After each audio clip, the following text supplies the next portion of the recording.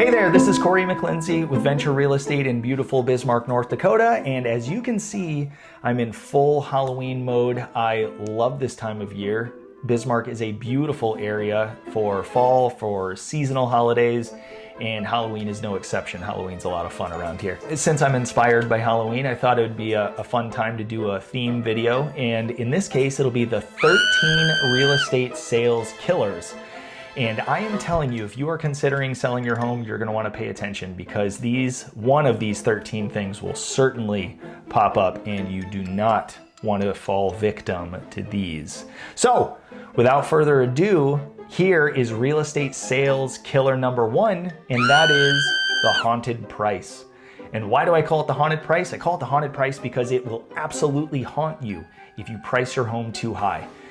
You will chase away buyers, and the buyers that are chased away are going to buy other homes. In fact, your house is going to help justify other homes' prices because they are going to look so much better in contrast to yours. And once enough time has passed, then you're going to be forced to chase the market down.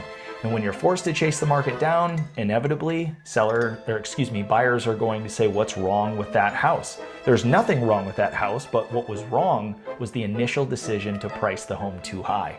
So avoid that. Avoid being haunted by a poor decision of pricing your home too high.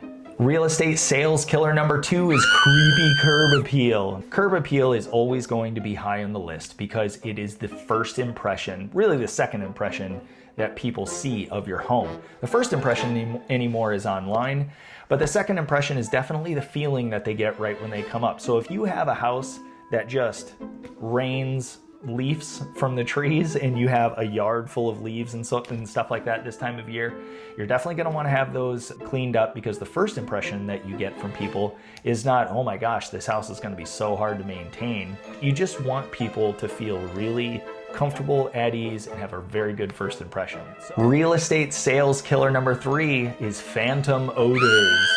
Okay, when people walk into your house, they are going to use all of their senses to take in your home. They aren't just going to look at the home, they are also going to be smelling your house. So if you smoke in your house, you're definitely going to want to stop doing that. Wow. And you also don't want to go so far in the extreme that you're putting, Glade plug-in things all over your house, and then it feels like people are trying to cover up a scent of some kind. So don't do that either, but just know that people are going to walk through your home and they are going to smell it. So if you haven't taken out the trash in a couple of days, definitely going to want to get on that. You don't want people feeling like your home is gross. Number 4 real estate sales killer, it's the perils of pride. And pride can be a silent killer in a real estate transaction. A seller can maybe get a little hard of hearing when it comes to feedback, and perhaps maybe they ignore reasonable offers, thinking that their home is worth just a whole lot more. The most likely scenario is you're actually under contract with a buyer, and the buyer asks for a reasonable list of repairs. You really get resistant to wanting to help the buyer in any way, shape, or form. But I ask you as the seller to try to keep the long game in mind. Think about it from the buyer's perspective. They are going to own your home and all of the problems associated with it, all going forward into the future.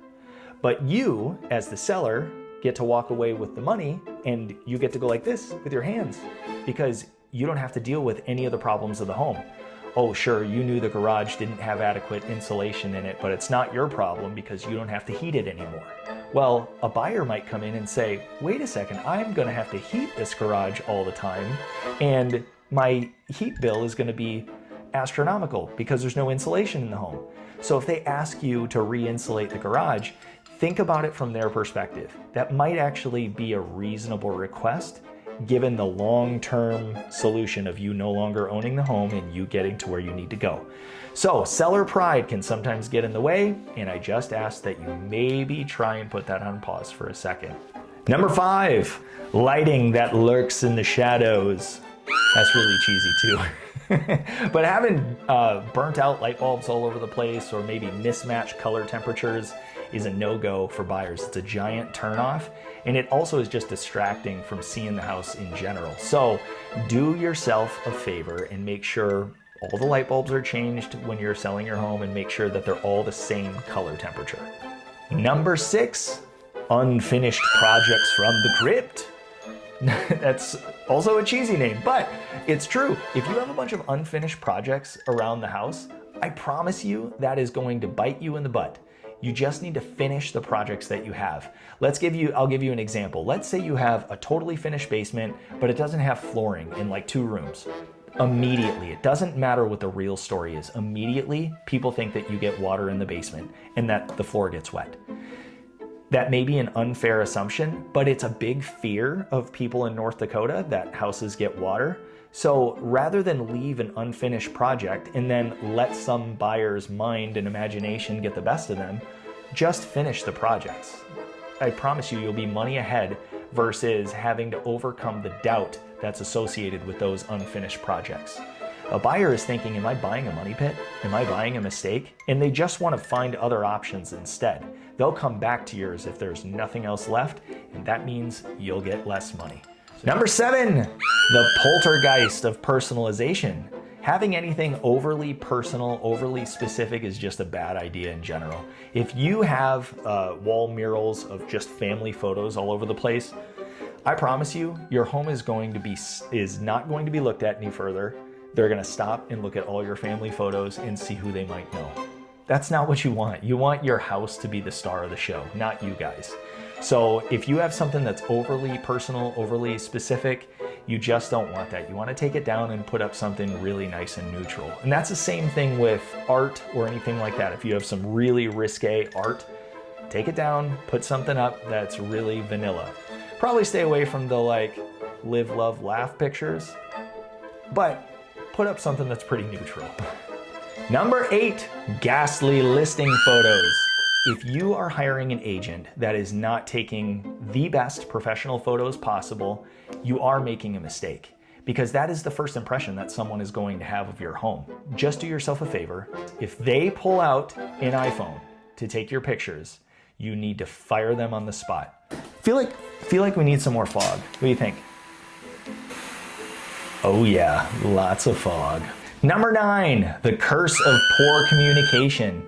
This is definitely inside of the transaction itself, but if you have an agent that is slow to return phone calls, that is not keeping you informed of where specifically things are at in the process, your agent then is not setting you up for success. So just make sure that you do not kill the transaction by having poor communication. You absolutely have to be on top of this part of the process.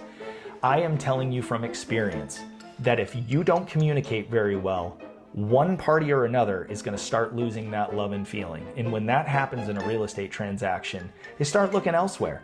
Just like in any relationship, if you don't talk to the other party starts to lose interest.